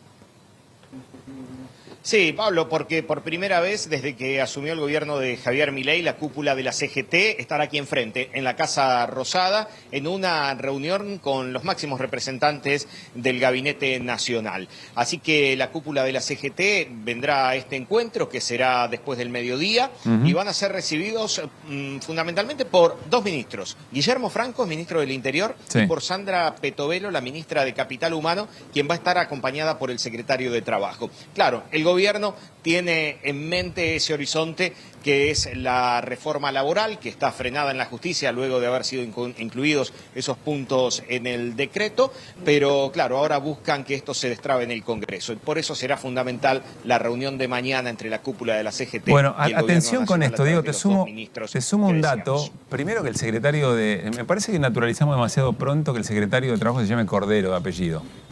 Sí. Para mí es todo un dato. Quiero recordarles además que una funcionaria que renunció hace poco también dentro de la Secretaría de Trabajo, su apellido era Sueldo. Muy bien, me encantan esos temas. Me cuentan que en realidad ya hubo una reunión, una aproximación entre un sector de la CGT y el gobierno tratando de consensuar, ahora voy a explicar un poco mejor esto porque si no podría ser muy irritante para trabajadores y trabajadoras, tratando de consensuar algunos puntos de la reforma laboral. Que esa reunión informal se conoció a partir de la cobertura de un colega, Jorge Duarte, en su portal Infogremiales, y que eso alertó a otro sector de la CGT que estaba con ganas de ir a la reunión del jueves de la CGT con una posición de paro, tratando de llegar a una posición de paro general, además de la movilización del 1 de mayo, que a esta altura decir que el 1 de mayo va a haber una movilización y que esa es una reacción frente a las políticas de Milei me parece que es un poco flojo en términos de argumentos, porque todos los años un 1 de mayo hay una movilización en ese sentido. Alertado este sector que iba con la vocación de paro a la reunión del jueves del Consejo Directivo de la CGT sobre lo que ya estarían conversando otro sector de la CGT, se formaliza, se blanquea de alguna manera esta reunión que nos cuenta Diego. Y hay que ver mañana entonces de qué se trata. Y lo que entiendo es que le van a contar a la CGT que hay un proyecto de reforma laboral que no contiene, por ejemplo, las cuestiones más agresivas y rechazadas por parte de la CGT, que tiene que ver con las cuotas sindicales, que tiene que ver con la ultraactividad de los convenios y algunos otros elementos. Así que muy importante lo que nos cuenta Diego, a ver si la reunión de mañana de alguna manera le saca un poco de tensión a la posibilidad de un paro en la reunión de la CGT del jueves. Va a ser interesante ver lo que pasa ahí, Diego. Bueno, Diego, muchísimas gracias por esta información. Si querés agregar algo, dale Pablo, nomás. se podría avanzar en ese diálogo con la CGT en algunos puntos, como tiene que ver esa reforma en cuanto a las indemnizaciones y la creación de un fondo, el periodo de prueba y algunos otros puntos podrían avanzar, y como vos decías, otros que quizás tienen más que ver con la cuestión interna de los sindicatos, eso podría quedar al margen de esta nueva ley. Gracias, Diego, un gran abrazo. Bueno, me imagino cuáles van a ser las discusiones hacia adentro de la propia CGT, si se está consensuando una reforma laboral o alguien dirá no, estamos yendo a tratar de, en este contexto, tratar de que el daño sea el menor posible. Seguramente esto va a ser parte de las discusiones en estos días. Bueno, se conocieron los datos, Hernán y Melody, de inflación de la Ciudad de Buenos Aires. El viernes se conoce el dato nacional y también es cierto que se viene un golpazo para la clase media. Me gustó mucho una gráfica que mostraba Máximo Montenegro hace un rato sobre cómo lo que se viene tiene que ver con una agresión mucho más fuerte con la clase media a partir del aumento de servicios y lo que ya está ocurriendo. ¿Ya recortaron ustedes en sus presupuestos hogareños? ¿Ya hicieron recortes para poder llegar? Recorte fue cambio de hábitos. Por ejemplo, ir al mayorista. Algo que yo nunca había hecho y me pareció espectacular, te lo juro. Descubriste una cosa un mundo. fascinante. Sí. Estaba mi pareja me cargaba, me decía, estás como en la juguetería, o aparte yo soy cero shopping. Sí. Entonces el mayorista fue como mi lugar. Recomiendo un montón ir al mayorista, realmente tienen mejores precios, aparte de que te estoqueás. Y no es cierto que necesitas un quit. Viste que hay muchas veces que la gente no va porque tiene miedo de tener que comprar mucha cantidad. La verdad es que no, vayan porque... Y siempre chequeen los precios. Porque había alguna cosita de limpieza, algún agua micelar que estaba el doble que en todos lados. Bueno. Ahora, todo el resto, súper más barato. Camine. Hay que caminar. Camine, señor. Presupuesto. Defecto de... Volviste, sí, claro. Profesional. Si no se hace presupuesto en tu casa. Hablabas del impacto que tiene algunas políticas sobre la clase media. Sí. ¿Querés que te anticipe una? A ver. Acaba de salir la propuesta de ganancias del gobierno. Para, pues este es dato de ahora. Hace Acaba de 10 formalizarse la presentación. Sí, ahora lo hacemos en número un ratito. Se acaba de formalizar la presentación de la ley base ¿Querés del que te paquete lo diga fiscal. o no querés que te lo diga? En un ratito me lo contás, pero se acaba de formalizar eso. Ya se conoce la propuesta. Vamos a amargar a la gente que Pero se está pará, poniendo ¿cuánto Finalmente. era? Se decía... No, originalmente era a partir de 1.200.000, originalmente, lo que había dicho Francos. Y en las últimas horas se habían dicho entre 1.800.000 y 2 millones. ¿Qué pasó? Soltero, casado, divorciado, separado. Tirame un La título norma después. dice Sí, que el soltero, sí. 1.250.000. 1.250.000 el piso a partir del cual se paga. Es mucho más bajo de lo que se había dicho. Creo que no tiene modificación. Bueno, en un ratito nos metemos de lleno en este dato hermoso de la noche que nos trae Hernán Lecher. Nos vamos a la calle con nuestro compañero Mauro Gundín porque vamos a preguntar, a ver, primero, cómo se está palpitando el tema de la posibilidad del paro y si hay recortes ya hechos en los gastos habituales de un tiempo a esta parte en las familias. ¿Qué dice Mauro? ¿Cómo anda? Muy buenas noches.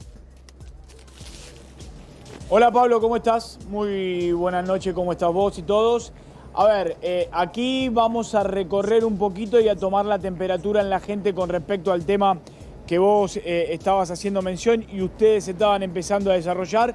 Por lo pronto te digo que ya la temperatura en cuanto a lo climatológico ha bajado y mucho, ¿sí? De cara a lo que es esta noche aquí en Plaza Constitución, donde se siente este cambio de temperatura. En este contexto te digo, mirá, vamos a recorrer un poquito y hablar con la gente sobre lo que ustedes estaban mencionando, este 12,3 que se dio hoy con respecto al índice inflacionario, por lo menos en la ciudad de Buenos Aires, y a la espera de lo que se dará a conocer a nivel nacional. Maestro, estamos en vivo para 24. ¿Cómo estás? Buenas noches. Bien, todo bien, todo bien. Bueno, estábamos hablando de la inflación. Se dio a conocer el índice inflacionario en la ciudad de Buenos Aires a la espera de lo nacional. Sí. En tu caso particular, no solo cómo te afecta, sino que has tenido que recortar, cambiar hábitos. No, en principio te digo de que la verdad que está bajando la inflación y es muy positivo. Y por otro lado, sí, cortar cosas seguramente. Pero bueno, remándola y tratando de salir adelante. ¿Qué has tenido que recortar? La prepaga, por ejemplo. ¿Alimentos? Alimentos también, buscar segundas marcas. La carne, por ejemplo, que... La carne también, como todo. Es decir, tratar de buscar el mejor precio y, bueno, acortar un poco también, ¿no? Segunda marca, ¿no? Eso es algo que... Totalmente. Pero bueno, hay que apuntar hacia adelante y tener fe de que esto va a cambiar. Gracias, viejo. Gracias, No, por favor. Vos sabés, Pablo, mientras seguimos recorriendo y vamos a seguir hablando con la gente, esto es algo habitual que uno se encuentra. La disposición de la gente de cambiar a una marca alternativa, Claro. a una segunda marca y si se quiere a una tercera marca, lógicamente por cuestión netamente de costos. A ver, maestro, ¿cómo estás? Buenas noches, ¿todo bien? Todo bien, ¿vos? Te molestamos mientras esperas el colectivo un poquitito. Te hacemos la espera más amena, si se quiere. Dale, gracias. ¿Qué te puedo ayudar? Contame, tema inflacionario. Lógicamente que todos lo sentimos, pero en tu contexto, ¿qué has tenido que recortar, qué has tenido que cambiar? No, creo que lo que está haciendo la mayoría de la gente en el país, capaz pasar a productos de menor calidad o hacer pequeños recortes en la cotidianidad, pero yo creo que el esfuerzo que todos están haciendo al día de hoy vale la pena, los números respaldan, la inflación está bajando y todo indica que estamos en meses que van a ser difíciles, pero hay un futuro que que se ve esperanzador. Gracias, viejo. Hasta luego. Es un dato, Mauro. Está bien, 2 de 2 y siempre es casuística. Saliendo de la facultad, ¿cómo? De la facultad, esperando el bondi. ¿Cómo lo viven ustedes, jóvenes, el tema inflacionario? ¿En qué recortan? ¿En salidas, a lo mejor? En salida no. ¿En salida no? En salida no. Salida no, recortamos. Lo importante. Tenés razón, recortamos en salida. Porque de salir todos los fines, capaz empezar a salir un fin de por medio. Yo me tomaba la combi en la puerta de la facultad, capaz que me vengo a Consti a tomar el bondi para recortar un poquito. Allá 4 lucas 500, acá una luca 2, luca 3, entonces... Hay una diferencia. Claro, hay una gran diferencia. Y bueno, después, no sé, tema nafta también, capaz que poner el auto ahora es más complicado, ¿viste? A la facu en auto no puede venir, nosotros somos de Canning. De Ezeiza. Sí, y nada, nos queda muy lejos. Gracias, chicos. No, a vos. Pablo, nosotros hemos perdido el retorno. Bueno. Yo sigo haciendo una recorrida. Seguramente ustedes me están tomando bien. Yo no los escucho, por supuesto. Maestro, a ver, te molesto. ¿Haciendo cuenta, estudiando? ¿Qué estás? No, leyendo, sí. Leyendo. Bueno, ¿vení de trabajar? No, de la facultad. De la facultad. Bien. ¿En qué sentís la inflación? ¿Qué tuviste que recortar? ¿Qué situación tenías que dar y ya no das? Y mira, la SUBE le tengo que cargar 30.000 pesos ahora en el mes. ¿Y antes tenía que cargar cuánto? Y le cargaba 10. Y después, bueno, ni siquiera me puedo comprar un chocolate ya. Ahora cualquier cosa te sale 1.000 pesos. ¿El chocolate ya pasó a ser un lujo? Sí, la verdad que sí. Gracias, No, por favor. Bueno, qué importante el testimonio de Mauro. Acá hay algo que el propio gobierno reconoce. Milei ayer en la charla con Fantino decía, hay un porcentaje muy importante, creo que habla del 70%, que vive peor y dice y reconoce que efectivamente vive peor, pero hay esperanza. Es decir, todavía no hay desconocimiento de que hay un impacto muy fuerte del ajuste, sino que la discusión parece estar del lado de si tiene sentido o no tiene sentido y si esto va a llevar a algo más positivo. Ahí parece estar la discusión hasta casi narrativa y valorativa de las políticas del gobierno. Eso pone en el centro de la escena la discusión de la recuperación que hablábamos en parte en el día de ayer, visto del empresario, es decir, va a haber recuperación en B, y diría, extrapolado también a la cuestión salarial. Es decir, la expectativa que es aquel que dice, bueno, pero el sacrificio va a funcionar. Bueno, espera que en los próximos meses su salario de mínima vuelva al escenario anterior. Claro. Que por cierto no era positivo, porque de hecho ganó Milei, así que había una crítica muy clara a la cuestión salarial en el mes de noviembre del año pasado. Ahora, la discusión es volver a ese punto. Claro.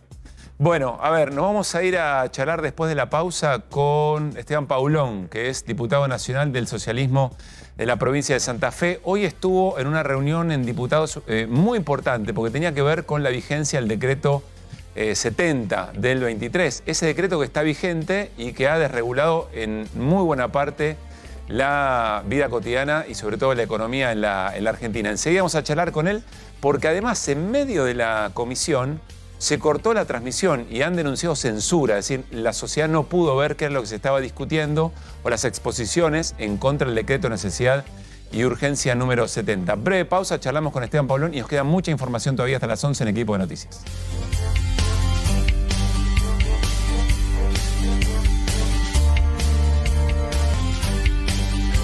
Bueno, muy bien, seguimos en Equipo de Noticias. Cierto lo que decía Mauro, 19 grados 18, mirá, o veo mal, 19.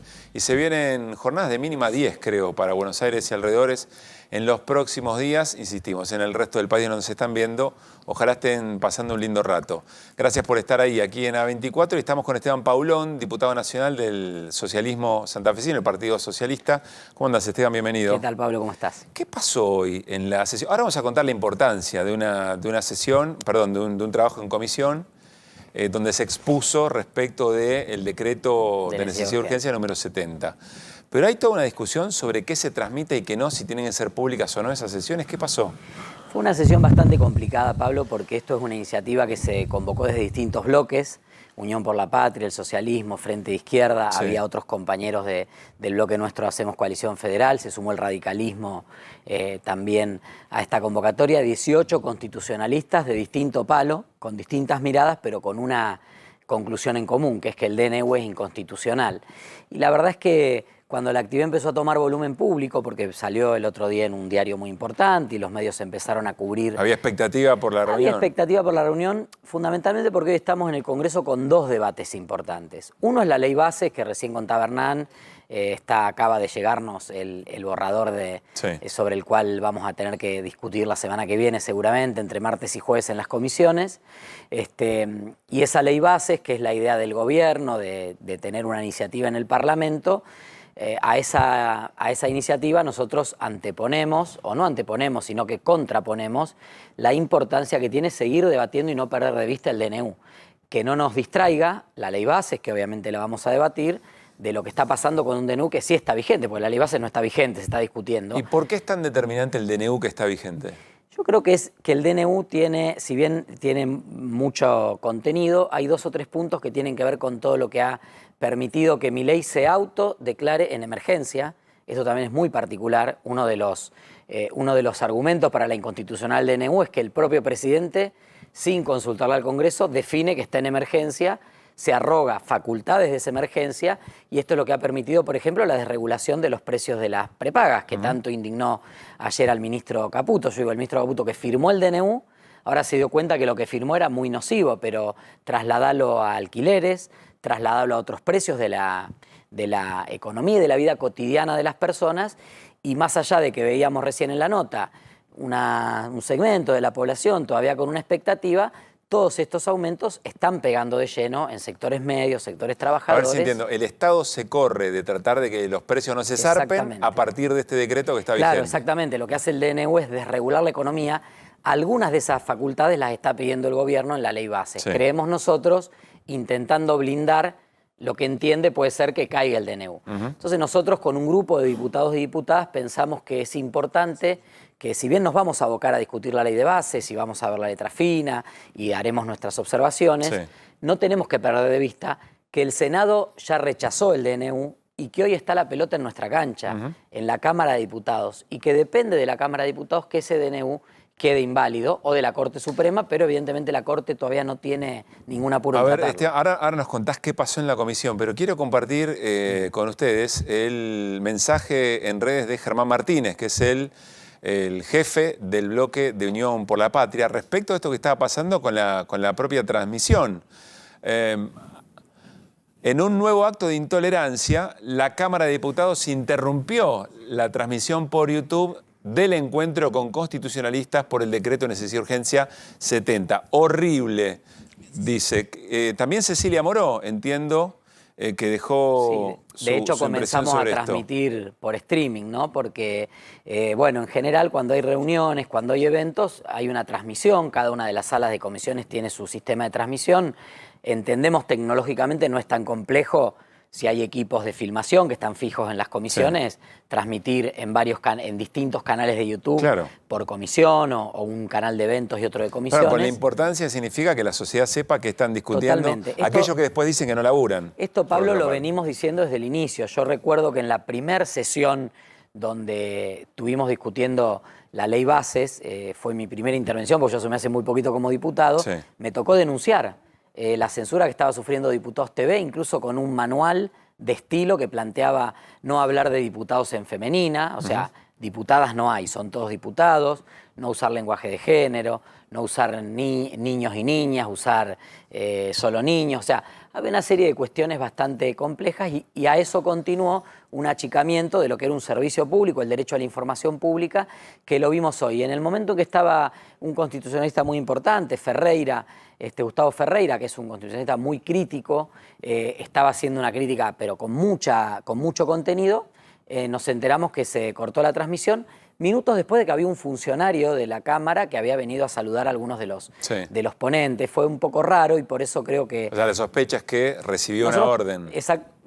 A ver, nosotros presentamos una nota por mesa de entrada a la tarde junto a los diputados y diputadas que organizamos la jornada, Miriam Bregman, Carolina Galeard, Leopoldo Moró y yo, para pedir algunas explicaciones, ¿no? De ver qué es lo que pasó, cuáles son los motivos, por qué se privó a la gente, porque aparte el otro tema, Pablo, es que ni siquiera siguió grabando. Entonces esto... ¿se perdió? No, no se pierde porque estaban los equipos de Filmando. diputados y los diputados. Cecilia Moró empezó a transmitir desde su Twitter, de su X. Sí. Entonces digo, hubo manera de resolverlo muy caseramente, pero la verdad que creemos que hubo mucho nerviosismo. Digo, ayer a la tarde nos querían suspender la sala. Finalmente logramos sostener la sala. Hoy un rato antes no andaba el aire acondicionado. Después funcionó el aire acondicionado. A último momento, 10 minutos antes de entrar, con los invitados en la puerta, nos dicen no pueden entrar, necesitan una pulsera. Rojo para los constitucionalistas, amarillo para la gente de la casa. O sea, mis propios asesores tuvieron que ir a buscar una pulsera. Eso no es habitual. Para entrar. No, no es habitual. Y aparte había listas con nombre, apellido y DNI. Sí. Hubo muchos movimientos raros que hablan claramente del nerviosismo que había y el acierto político. Porque quiero aclarar, si bien había 18 constitucionalistas de primera línea en el país, el sentido de esta jornada no era un debate académico, filosófico del derecho, era poner en escena política un tema que creemos que es tan relevante como la ley base, Sí. incluso más relevante porque esto está vigente, y que creemos que el Congreso, la Cámara de Diputados, se tiene que abocar pronto a tratarlo. Hernán. Esteban, en las últimas horas hubo una reunión de Pichetto, algunos diputados con Francos y demás. Algunos trascendidos dicen que habría algún punto de acuerdo en avanzar en algo que estaba en el DNU vinculado, diría, a una especie de reforma laboral o algunos puntos de la reforma laboral en la ley bases, particularmente periodo de prueba, indemnización, multas o el fin de las multas. ¿Ustedes están de acuerdo con eso? Mira, Hernán, en el texto no está del proyecto. Posiblemente se incorpore en el debate. Alguno de los bloques lo puede plantear. Vamos a analizar el texto y vamos a hablarlo con las centrales obreras. Nosotros nos reunimos cuando fue la primera versión de la ley bases con la conducción de la CGT, estuvimos en el bloque, yo acompañé, estuvo Miguel Ángel Pichetto también allí como presidente del bloque. Veremos qué aportan. Entiendo que, lo decía recién Pablo, algunos de los puntos más complejos fueron retirados, ¿no? Todo lo que tiene que ver con cuestiones de obras sociales. Nosotros defendemos el rol que hacen más hoy, cuando vemos lo que está pasando con las prepagas, qué importante el rol que cubren las obras sociales sindicales, algunas atendiendo a millones de afiliados. Tuvimos la semana pasada con el director de OSECAC, la de los empleados de comercio, 1.300.000 afiliados tienen empleo de comercio, más monotributistas que se pueden afiliar. Veremos la letra fina, la verdad que recién acaba de entrar el proyecto. Por supuesto que creemos que hay puntos que si se discuten y hay acuerdo también en las centrales obreras, se puede conversar y ver cómo encontramos algunos puntos para avanzar, entendiendo también que, que estas son medidas que estaban en el DNU y que están suspendidas por la justicia. O sea, digo, hoy no están vigentes, pero bueno, en su momento con los gremios habíamos conversado que había algunas medidas que podían ser atendibles o para algunos sectores de la economía. Veremos cómo se plantea el debate en estos días que quedan, más cuando la CGT va a estar mañana reunido ahí en Casa de Gobierno, ¿no? ¿Cómo manejan las diferencias, que a veces son matices y a veces no tanto, dentro de Hacemos Coalición Federal, sobre distintos puntos? Hay algunos sectores que están en un agarrame que te voto todo, digamos, en términos de desregulación, de reforma del Estado, otros con más reparos, el caso del socialismo, Coalición Cívica, la propia Margarita Stolbizer. ¿Cómo manejan esas diferencias? Te digo, Pablo, que el presidente hace un esfuerzo enorme para que nadie esté agarrame que te voto todo, porque cuando parece que se encausa algún sentido, algún espacio de diálogo, como el que han llevado adelante Francos y Pose en estas últimas semanas, que valoramos positivamente, más allá de las diferencias que uno pueda tener, el hecho de generar un diálogo democrático importante, el presidente se encarga de ir dinamitando ese camino. ¿Puede decir que aún con toda esta segunda ronda de discusión y mayores consensos, todavía puede pasar algo inesperado? Bueno, es que hay temas de los textos, nosotros los estamos, decía Hernán, el lunes participó una delegación del bloque nuestro, tenemos informaciones que acabamos de ir viendo muy rápidamente, porque hace 40 minutos llegó el texto, de cuestiones que se habían comprometido a modificar y no aparecen modificadas en los textos, así que creo que hay todavía una discusión por delante en relación a la ley. O sea, cosas que en las reuniones les habían dicho van a ser así y ahora aparecen de otra manera. Aparentemente no. Sí, hay una dinámica de una instancia de diálogo en Pose y y francos que evidentemente intentan llevar adelante este diálogo con los distintos sectores políticos, y otra ala del gobierno que evidentemente no quiere acordar y que no queda claro si lo que quieren es... Yo digo, el domingo surgió la posibilidad, todavía no lo vimos porque yo no llegué a esa parte de ver el borrador, pero se había planteado la posibilidad de que la modificación del artículo 11 y 126 de la Ley de Educación para evitar el adoctrinamiento lo iban a meter en la ley. Entonces esos son todos temas que apuntan a diluir la posibilidad de aprobar una ley. Entonces no se entiende bien cuál es el temperamento que prima en el gobierno. Si el del presidente, que permanentemente está tentando a que todo estalle por el aire, o de los sectores que están dialogando. Pero volviendo a tu pregunta, Pablo, te digo que a mí me parece que nosotros en Hacemos Coalición Federal tenemos un ejercicio que es muy sano y que ojalá venga hacia adelante en la política argentina, que es el diálogo y la unidad en la diversidad. Nosotros somos historias distintas, está el Partido Socialista, está la coalición cívica, y vos lo decías, Margarita, gente que viene del PRO, gente que viene del liberalismo, y hemos encontrado, primero en la convicción de que el Congreso tiene que tener un rol. Por eso llevamos el tema previsional a una sesión especial y forzamos al gobierno a convocar la comisión de previsional, que en pocas semanas va a tener un dictamen superador del DNU, y al gobierno emitir un DNU para acelerar el ajuste de las jubilaciones porque ya estaba quedando totalmente en falta. Y eso se logró porque en el marco de nuestras diferencias encontramos ahí un punto de acuerdo y tenemos otros puntos de acuerdo que vamos a ir planteando a lo largo del año. Y después que creo que también, en Argentina se habla mucho del péndulo, ¿no? Digo, si uno piensa el péndulo, ojo que una vez que vuelve el péndulo puede romper el vidrio. No siempre el péndulo vuelve a un lugar donde se queda quieto. Claro. Entonces hoy estamos en una fase del péndulo de un populismo de derecha reaccionario, muy alineado con la derecha más dura a nivel internacional. Lo que hay que construir es un polo de centro progresista, donde, no sé, digamos, luego de Milei o como alternativa a Milei, se construye un espacio que nos permita volver a encauzar un diálogo institucional, un diálogo plural, un diálogo que en el disenso puede construir. Y eso creo que es lo que ejercitamos nosotros todos los días en el espacio y que esperamos que se amplíe eso a otros sectores puede políticos. abonar la idea de que hay muchos sectores que están casi agradeciendo el ajuste que está haciendo Javier Milei porque después pueden trabajar desde otro lugar. Es decir, volver al centro después de esta experiencia de ajuste puede significar cristalizar la desigualdad. No es el sentido, al menos el nuestro, ¿no? Nosotros estamos muy preocupados. Veíamos recién los videos de la expectativa de la gente, un laburante. Está esperanzada, sabe que sufre, pero está esperanzado porque hace 120 días que Milei es presidente, hace 4 meses. Argentina tiene un ritmo y una dinámica lo decía antes de alguna manera Gisela Marciot en el reportaje anterior, hay una dinámica de la velocidad y del impacto de los hechos. Todos los días hay una noticia, todos los días pasa algo. Quienes estamos más en los temas cotidianos de la política nos parece que pasaron años y hace solo 4 meses que está Javier Milei. ¿Cómo no va a haber todavía una expectativa y una esperanza? Yo creo que este modelo no nos lleva a ningún lado. Este modelo económico ya se probó en otro momento y terminó mal. Y no va a terminar distinto con Milei, porque es un modelo de ajuste. Ya en marzo no hay más superávit, porque la baja de la recaudación vuelve a poner las cuentas... Pero puede haber más ajuste. Bueno, no es que puede haber. Al gobierno no le va a quedar otra que ajustar más. ¿Y cuánto más va a ajustar? Antes Hernán habló de la sorpresa que viene hacia fin de mes, principio de mayo. ¿Qué va a pasar con las facturas de luz y de gas? El gas, el cargo fijo, se multiplica por 10. Lo decían, el lunes estuvimos con los rectores de las universidades. El rector de la Universidad de mi ciudad, la Universidad Nacional de Rosario, Franco Bartolacci, dijo, primer bimestre de 2023, 40 millones de pesos de la cuenta de luz. Primer bimestre de 2024, antes de este ajustazo, 140 millones de pesos de luz la Universidad Nacional de Rosario.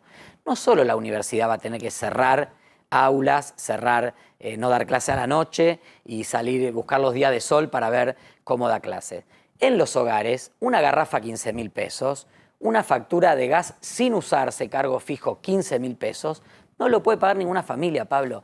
Y esto va a empezar a impactar. Entonces, hay una esperanza, una expectativa lógica de 4 meses, pero yo no creo que esto sea un periodo en donde dejemos, o por lo menos no es mi visión, ¿no? Dejemos que Milei haga el ajuste y después cuando Milei se caiga, porque en este barco estamos los 47 millones de argentinos y argentinas y sobre todo los sectores medios y sectores trabajadores que son los que más sufren, los que más están sufriendo estas medidas de ajuste. Vuelvo un segundito al tema del decreto. ¿Alguno de los 18 constitucionalistas que estuvieron hoy, alguno defendió el decreto? No, era una actividad claramente de constitucionalistas que plantean... Olvídate de los que invitaron ustedes. ¿Conoces algún constitucionalista que...? No hay. No hay básicamente porque el DNU tiene un primer... Aparte del contenido, que como te decía, el presidente se autodeclara la emergencia y se arroga las competencias, y hay un montón, hay uno de los constitucionalistas esquematizado muy claramente, hay 6 condiciones para dictar un DNU, este no cumple con ninguna. Hay un tema que es básico. En el mismo momento que el presidente envía el DNU, dicta el DNU, envía en la convocatoria extraordinaria pidiendo que se apruebe el DNU. O sea, la primera condición básica para dictar un DNU es imposibilidad de legislar por parte del Poder Legislativo, que la Constitución claramente dice el presidente tiene prohibida la función legislativa.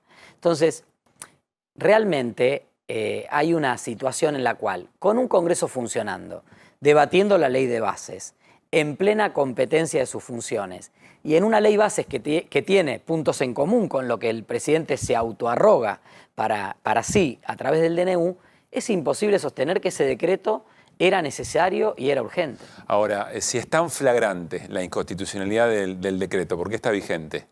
Bueno, da la sensación que hay una enorme cantidad de cosas que suceden, aún a sabiendas de todo el mundo, que no deberían suceder, pero ahí están. No hay movilizaciones contra el decreto. Es más, yo me animo a decir, era mi próxima pregunta, que no van a convocar una sesión porque no saben si tienen los votos, aún de lo flagrante que es el corrimiento del límite del decreto. Los votos para la derogación del DNU entendemos que están.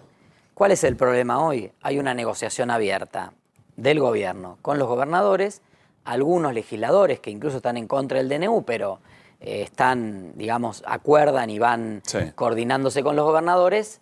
Hoy no nos están permitiendo lograr el quórum de los 129 diputados, pero si lográramos el quórum y esa sesión inicia, no tengo duda que el DNU cae. Ahora, no hay movilizaciones porque la gente lo ve como algo abstracto, ¿no? DNU no es... Pero realmente está viendo la gente en su cuenta todos los días...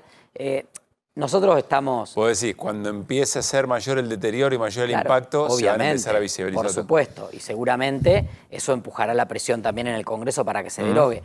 Por eso nosotros hicimos esta jornada hoy, porque no queremos que salga de agenda. Nosotros entendemos que ahora viene la ley bases, que la vamos a discutir, que son 270 artículos, que son menos, que las privatizaciones, el régimen de las inversiones, etcétera, etcétera.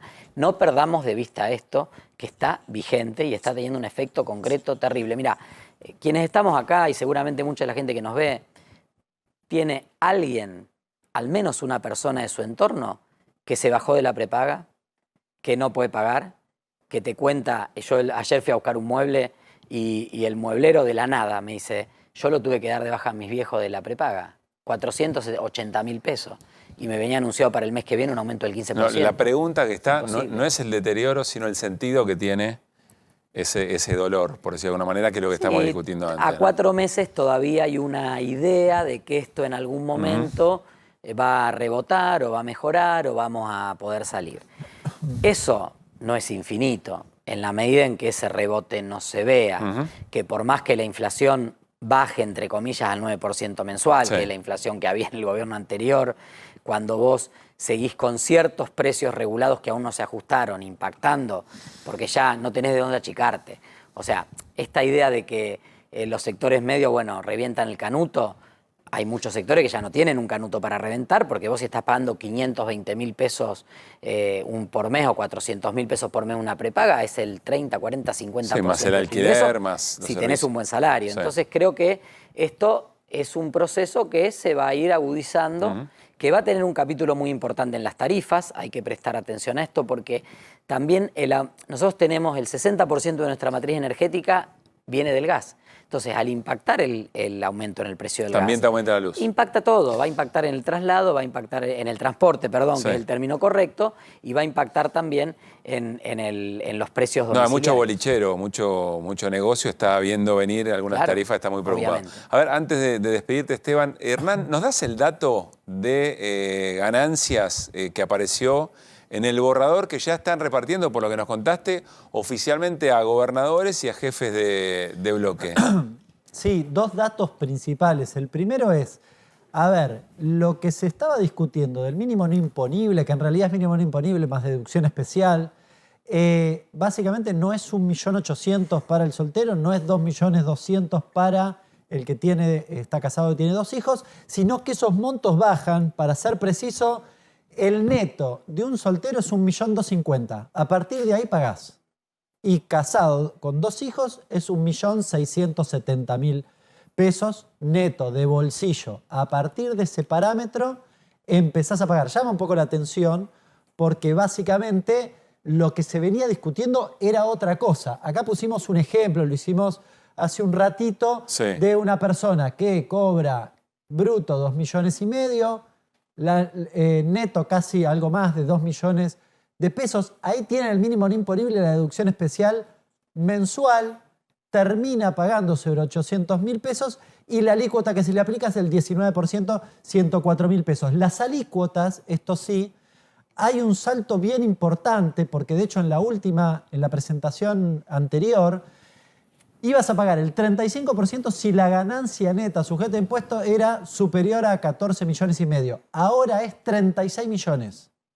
Bien, se amplían las categorías de lo que tiene que ver Perdóname que te lo pregunte así porque no me quiero quedar afuera. ¿Eso es bueno o eso es malo? No, para el que tiene que pagar. Para el que tiene que pagar, la apertura de las categorías son categorías bastante amplias, que pegan saltos de 1.200.000 pesos, incluso las categorías más altas aún más significativos. Esto significa, o sea que tiene que ser un monto bastante superior para pasar a la siguiente categoría exactamente, de pago. Con lo cual recupera buena parte de la progresividad del impuesto. En ese sentido está muy bien. Lo llamativo es que, a ver, vos estabas en 3 millones brutos, 3.050.000 brutos en la ley actual y vas a bajar a 1,5 millones bruto. No estoy haciendo cálculos groseros, pero 1,5 millones bruto. Básicamente a la mitad con esta... Y lo otro llamativo es que se venía discutiendo otra cosa. Claro. Hace un rato discutías otra cosa. Eso es así, Esteban, ¿no? Se estaba hablando, les habían dicho 1.800.000 pesos. Yo quiero decir algo. Primero, destacar que el impuesto a los grandes ingresos, a la ganancia, es un impuesto que se cobra en todo el mundo y es uno de los impuestos más progresivos. En segundo lugar, es coparticipable. Este gobierno y otros gobiernos han tenido la práctica de alguna manera, buscar recaudación no coparticipable para concentrar recursos en nación y poder aplicar esta política del látigo y la chequera con las provincias. Entonces, este impuesto es coparticipable, es un aumento de ingresos para las provincias. Yo lo que creo es que lo que tenemos que discutir es la oportunidad, el sentido de oportunidad de en este momento, donde ese sector que tiene el ingreso del que plantea Hernán, que empieza a pagar impuestos a las ganancias, por más de que es una alícuota baja, es el que está soportando y al que más le golpea el aumento de los servicios, el aumento de la prepaga, el aumento de las expensas, el aumento del alquiler, el aumento del seguro del auto. Entonces, por supuesto que el impuesto a los grandes ingresos es un impuesto deseable, mucho más deseable que otros, que, alerta spoiler, no se van a eliminar. O sea, no es que porque ahora vamos a cobrar este impuesto progresivo, vamos a eliminar los distorsivos. Vamos a seguir pagando todos los impuestos más este. Pero en este caso creo que hay que atender a una situación de sectores medios, no los de ingresos de 36 millones, sino los del ingreso entre 1 millón, 1,5 millones, 2 millones de pesos, que son a los que más les está impactando hoy el aumento de los servicios de lo que antes eran precios regulados y que ahora se han desregulado. Telefonía celular, medicina prepaga, expensas, seguro del auto, etc. Entonces, ahí hay que ver esa oportunidad de pegar este reingreso del impuesto en este contexto. Gracias por haber venido. No, a vos, gracias. Bueno, nos vamos a ir a Estados Unidos al encuentro de Adrián Sack, porque va a Milei, hoy comienza en un ratito nada más, vuela hacia Miami, entiendo que es el principal destino, después hay un recorrido que toca Washington y Texas. ¿Qué dice Adrián? ¿Cómo anda? Muy buenas noches. ¿Qué tal? ¿Qué tal? Muy buenas noches, Pablo, Hernán y querido equipo. Bueno, sí, por ahora el recorrido que tenemos y del que dan cuenta las agencias Reuters y Bloomberg desde aquí, desde los Estados Unidos, dan cuenta de que, bueno, mañana llegaría el presidente Javier Milei a Miami. Ahí empezaría el periplo, ¿no? Donde él va a ser nombrado por la congregación religiosa a la que participa siempre como embajador internacional de la Luz. Bueno.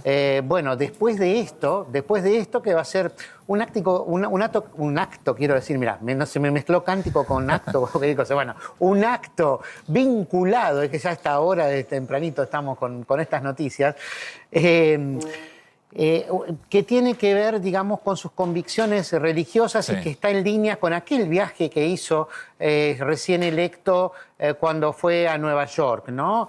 Fue directo recuerdan, a la tumba del Rabbi Lubavitch. Bueno, esto también tiene que ver con la congregación Lubavitch y ahí es donde va a recibir este nombramiento.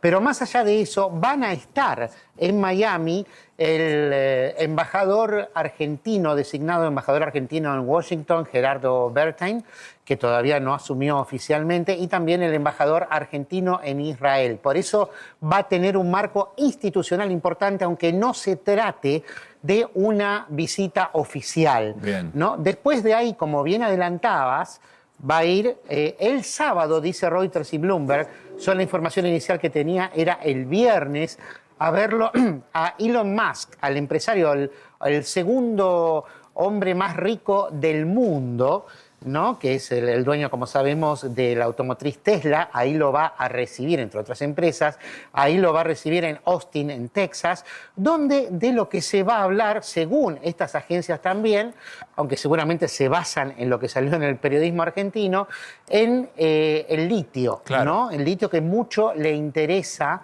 a Elon Musk. ¿Por qué? Porque es la materia prima para las baterías de sus autos, ¿no? Y para muchas de las otras cosas que fabrica también como dueño, como CEO de SpaceX. Entonces, el litio, si bien Elon Musk no es un empresario de la energía, seguramente hablarán de qué nexo, de qué se puede hacer, de qué potencial tiene Argentina como cuarto productor mundial de litio, y verán sobre todo lo que uno imagina, buscaremos todos la foto, ¿no? Entre Elon Musk, que empezó su relación con Javier Milei cuando lo llamó el 6 de diciembre. ¿No? Pero hasta ahora no se pudieron encontrar nunca. Así que seguramente ese será el objetivo central del viaje, ¿no? Adrián, muchísimas gracias. Gracias por quedarte hasta tan tarde. Banco mucho, paraguas grande y transparente. Un gran abrazo. Por favor, es imprescindible y más a estas horas. Muy bien, un gran abrazo. Muchas gracias, Adrián. Bueno, Melody, mañana juegan, hay un partido por la Copa Sudamericana, Defensa y Justicia y Always Ready. No vamos a dar el planteo táctico de los equipos. No, te imaginarás que te pongo a hablar yo. No, cualquiera de nosotros, no importa, pero hay un dato interesante. ¿Qué harías no vos? Uso fútbol, es no muy uso bueno. fútbol yo. ¿Qué harías vos por $10.000? Así arranca esta cuestión, porque el jugador de fútbol, Robson Matthews, de 21 años, brasilero él, contó en esta previa del partido, en la que todos están mirando, porque es la Copa Sudamericana, que lo quisieron sobornar. ¿Para qué? Vamos a escucharlo. Dale. Ofreciéndome $5.000 primero, diciendo que me saque a María.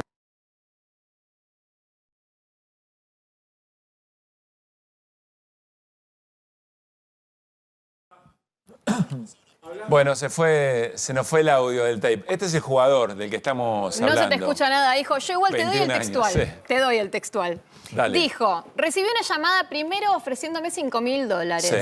¿Para qué? Para que él se hiciera amonestar por esto que sucede, que esto es un tema que vamos a empezar a tratar porque es súper grave y de verdad necesitamos tratarlo de manera transversal, con psicólogos, con psiquiatras, con gente que sepa qué pasa con las apuestas online. De verdad que es un tema muy grave. O sea, le ofrecieron $10.000 para hacerse amonestar en un momento del partido y que eso beneficiara alguna apuesta. Claro. Él cortó. Se apuesta hasta cuántos amonestados hay, digamos. Exacto. ¿Y quién estará amonestado? Claro. Es un tema realmente muy grave. Es que, claro, se puede apostar en cualquier cosa. Un lateral, qué cantidad de córner, en qué minuto es el primer cambio, cuántos goles hay.